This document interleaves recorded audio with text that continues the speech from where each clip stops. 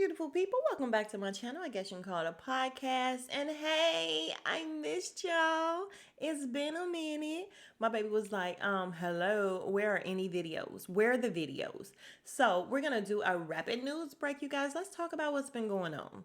And first, you already see, we're gonna talk about Method Man on the digital cover of Essence. And when I tell you this man, Method Man. Y'all, this man looks good in what he has on right now. This man looks good, I'm sure, with nothing on whatsoever. This man, Mr. Davis McClain, can also hang a suit. Yes, he can. And not every man can flip it like that and just look scrumptious. Chef's kiss in any and everything. And I'm willing to bet, honestly, that it's even better with nothing. All right, let's move on. You guys, I wanted to start out with something a little upbeat before I start with all of the rest in pieces. And first, we're going to start out with Regina King's son. He committed suicide after his 26th birthday. And I can't imagine. I'm not going to stay here long, you guys, because I can't imagine. My kid, pretty much, well, I won't even say pretty much my everything. She is my absolute everything, and I cannot imagine. My heart broke for her when I heard this, the news of this. Like, I can't even imagine. And like, I just really hope that God gives her the strength that she needs, because she's definitely gonna need it. So our prayers are definitely with Regina King, and rest in peace to Mr. Ian Alexander. You guys, we also have to talk about another story that like really touched my heart. We have to say rest in peace. Look at this beautiful young Chesley. I'm not gonna say her last name because I'm definitely gonna butcher it. I don't know if it's Christ. I don't know, but she was 30 years old, and they found her.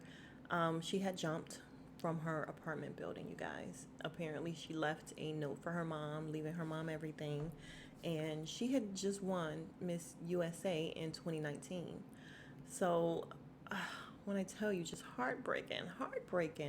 All these young people that are battling things and you just don't know. So you guys, yeah, it is very imperative to talk to your kids and see what type of headspace they're in. Even though I don't know that anybody could have saved these young adults, but I mean, it's just devastating. Rest in peace. And yeah, we'll be praying for her family, because this was rough. I was very touched by this. Oh my God, just can you imagine how bad things have to feel to you for you to stand out somewhere, look down, and know exactly what's gonna happen, and still decide to jump?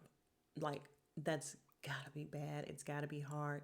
When I saw her final tweet, and I want to say it verbatim, I was actually just gonna kind of freestyle what she said, but it was so uh, it killed me. Hold on, let me find her tweet. Her final tweet read, "May this day bring you rest and peace." Ugh, crushing. Um, okay, we're gonna pray for her family, and I'm gonna move on because this is awful. Just awful. Oh, she was also a correspondent for Extra. I don't want to leave that out. Congratulations are in order for one Miss Rhiana and ASAP Rocky. Don't know what he does. I think he raps, right? He don't sing. But anyway, him aside, happy for Rihanna. Listen, that is a beautiful thing. You guys know that after the tragedy in my family, I've been like, fuck pregnant women. I really have. But I was genuinely happy for Rihanna. No! I'm sorry, you guys. I'm actually going to leave that in. That was a real, genuine reaction from a mom who has just a goof troop for a daughter. Like, she be doing some dumb shit. If y'all ever have or had young adults or whatever, I mean, you've been a young adult. We've all been young adults and done dumb shit. But when you're the parent and you have to worry about these young adults doing dumb shit, it's different. And I just told her on the way here that they say it's snowing a little bit and it's not going to be a lot, but it's going to freeze up or whatever. So I'm like, yo, we about to be in the house. I don't have anything to worry about. She came home from work, and then she's walking towards the door. She then went, took a shower, got dressed, and now she's leaving out. And I'm like, where are you going in what's about to be freezing ice? And yeah, sorry, I just yelled out no, because I can't believe the dumb shit she be doing. Sorry, I digress, you guys. I'm gonna get back to it right now. Oh, one day we're gonna have a conversation about young adults. I swear to God we are, because I have so much to say. One day we're gonna have a conversation about how you get no sleep, you worry. Like my whole entire life is just worrying while she's gone. And it's ridiculous. And what did she just say when she just left right now? I'm going apartment hunting tomorrow. I can't wait to leave out and move out, because when I do, you're not gonna know what I'm doing and where I'm going, and you won't be acting like this. And I'm like, good, move. So I don't know. But for right now, while I do know, I can't sleep. Like, it's just a lot going on in the world. I just gave you two examples of, young adults taking their lives. And I know they did it themselves, but it's still, they're gone. You know what I'm saying? Like, when they're babies, there's issues. When they're toddlers, when they're teens, and you just think that it's going to be over when they become young adults. All this worrying, all of these issues gone. But no, they just get bigger and more expensive, and you just lose sleep. All right. All right. I'm going to go back to the video, you guys. I'm sorry. Okay, again, congratulations, Rhiana. I am genuinely happy for her. Gonna be a mom. Gonna be a mom. Girl, you need to come listen. I mean, ain't nothing you can do about it now, but just prepare yourself. Congrats. So Nick Cannon is expecting his 90th kid. And this is not the baby. Unfortunately, this is the baby that passed away and the mom. And you guys, God, I know this is hard for her. Even though she left a message, and it was very gracious, and she just basically said she doesn't have anything to do with anyone does with their life or whatever. Like he's going on to have more babies, but I just think, damn, like really, right after her baby passed, you flaunting around the fact that you're about to have another baby boy. And even though I do believe that Nick Cannon is suffering from the loss of his child, you cannot be. There's no way that you can't be. However, I know this girl has to feel like, Jesus, you're about to have a replacement baby and be happy, and I am still here without my son. Like, she has to be thinking that way. And listen, kudos to her for, like I said, being very gracious about it. She's a wonderful person, apparently. Nick Cannon, what the hell are you doing? Like, how many kids are you gonna have, dude? We don't need no. I'm just kidding. I love kids, y'all. But Nick Cannon is doing too much. He should sit down somewhere. It's too much. But congratulations on his next baby. Yeah, can we talk about the Janet Jackson doc for a second? Let me give you guys my takeaways, okay? It wasn't great. It wasn't bad. I mean, it was entertaining. I was entertained the whole time. It was fine.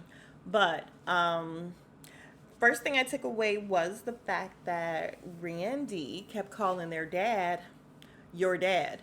Did y'all notice that? He just kept saying, yeah, and your dad this and your dad that. And I'm like, dude's not even claiming him. And he's not even trying to hide the fact that he's not claiming him.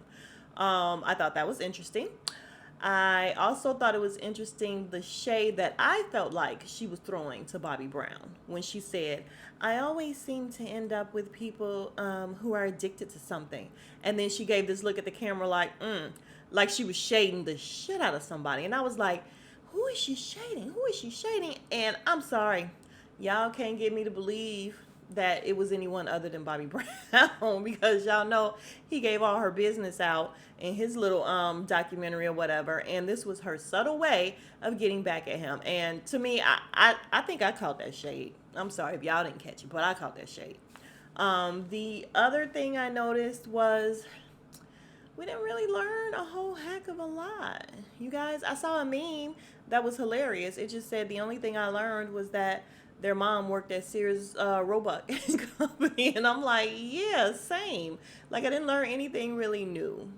I thought they were going to get into the fact that her ex-husband, what's his name, Alessandro, something like that he was trying to get all her money, and she made that song, ha ha hoo hoo, thought you get the money too. Like, I really honestly just wanted them to play it a little bit. Like, I just really love that song. But they didn't get into that. They didn't really get into a whole heck of a lot. And I also noticed that she never said no. She did not have a daughter. She said I would never keep a kid away from its father. And I'm like, but what if the father knew and was like, fuck this kid too? Issa Rae in my Issa Rae voice. Like, she never said no, you guys. And I swear when they asked her, I just kept saying, say no. Say no. Where's the no? She never said no. Did y'all notice that, or is that just me? The only other thing I learned during the documentary was the fact that I want to see that movie that's coming on tomorrow with the girl from Being Mary Jane and the girl, I guess, from Glee. Like, I don't really know a lot about her, but I know I used to get them mixed up in movies. I would be like, is that my girl? And I really only knew the girl from Being Mary Jane. And sorry, I don't know their names. I think one of them name is Amber or something. Maybe not. Riley? Something like that. I don't know. But, yeah, they kept showing that, and I'm like, okay, it looks a little cheesy, but it looks kind of good. Like, I want to see it. I'll DVR it. So I learned that. I also learned that, unfortunately, during the Scream video, back to Janet, during the Scream video, it wasn't as pleasant and fun as it looked. Like, I honestly thought when they were together, I wanted more scenes of them together. I remember, during that time, I would be like, dang, it's really cool to see them together in the same, scene. And it wasn't a whole heck of a lot of it, but they just seemed like brother and sister, like playing. And I thought it was cool to see that. But now learning that it really wasn't that cool behind the scenes, kind of disheartening. But yeah, other than that, I mean, the documentary was fine. It was fine. You guys, let's talk about Kanye West. And anyone who knows me knows that I love him. And I will not say that he can do no wrong because he does a lot of wrong. However, I love him in spite of. Like that family member that you be like, oh my God, they on some fuck shit. For real. But listen, that's my cousin. I'm going to stick beside him. That's how I feel about that's how I feel about Kanye. That's my guy. I'm gonna stick beside him. So his latest thing is he took to Instagram or Twitter, something like that, and said, listen, this is my first divorce. How do you go about handling the fact that your daughter is on TikTok even though you don't want her to be? Looks like Kim answered and was like, listen, Kanye West, it's so funny she used his whole name. She was just saying how hurtful it is that he keeps attacking her in every interview and all on social media. And she's like, that's more hurtful than any TikTok North can make. And she's like, as her, what'd you say, main provider and caregiver. And when I got to that, I stopped reading, you guys. I stopped because I was like, what do you mean main provider? Like, you cannot tell me that Kanye does not pay for his kids in some kind of way. Like, come on. I don't even like the narrative she's trying to create. Then, when I looked, yeah, Kanye West, he already responded to that. He said, what do you mean main provider? And then he went on to rant about how she tried to keep him away from the party and all that. And he said kidnap his daughter. And she put security on him, blamed him or accused him of stealing and more stuff. And then he named someone and said, stop making Kim act this way. So, yeah, he went on a little rant or whatever. But he did not miss the fact, what do you mean sole provider? Like, what the hell? And I'm sorry, I thought the same thing. I don't like that narrative. There's no way you can say that he's not taking care of his kids. Do I know for sure? I do not. But I really feel like there's no way he's not paying something for those kids. All right, I'm out of here, you guys. This was just a quick, rapid news break. And I appreciate you. If you're still here, you're the real MVP. I appreciate you because when I tell you this was all over the place, this shit was all over the place. So if you're still here, thank you so much. And if you have not already, please like, comment, and subscribe. And I will talk to you guys later. Oh, I always do this when I'm trying to wrap up, then I have something else to say. You guys, I tried to do Big Brother. I always say I try to do stuff. Like, I can't. It was so boring. I don't know if I am just, like, aging out of this reality stuff. I don't know. But reality Big Brother, or not reality, what was it? Celebrity Big Brother? I couldn't. It was so corny. It was giving me surreal life, and I was just like, I can't. And then I was only going to do it because Nene was going to be on there. I thought Nene was going to be on there. She is not. It was somebody else I thought was going to be on there, and they're not. So I just feel like Cynthia is a snooze fest. And the girl Teddy, Mellencamp, like, I can't stand her face. I can't stand her voice. So I can't. And then Lamar Odom, he's a dumbass. And, excuse me, I'm sorry. I used to like him. And I really rooted for him and Chloe. And when he was about to die, when I say I was about to cry, I was praying for him, like literally, really praying for him. I am still glad he made it. Like, I didn't want him to die, but he still turned out to just be an idiot. And y'all, one day we're gonna have a conversation about how you get with people and then later on you realize that you're just way too good for them and they are not on your level. And later on it's like, dude, you could never get Chloe back. And dude, you could never get me back because we're just not on the same level. And yes, I gave you a chance. I thought it was something, it wasn't. And now we're not on the same. Like, I would never. And Chloe would never. So that actually does happen. I don't know if it happens for men. Maybe it does. I'm sure it does. But that shit happens. Okay, now I'm out. If you guys are still here, thank you so much. Please like, comment, and subscribe. And I will talk to you guys in the next video. Something this weekend, I'm sure. All right, smooches.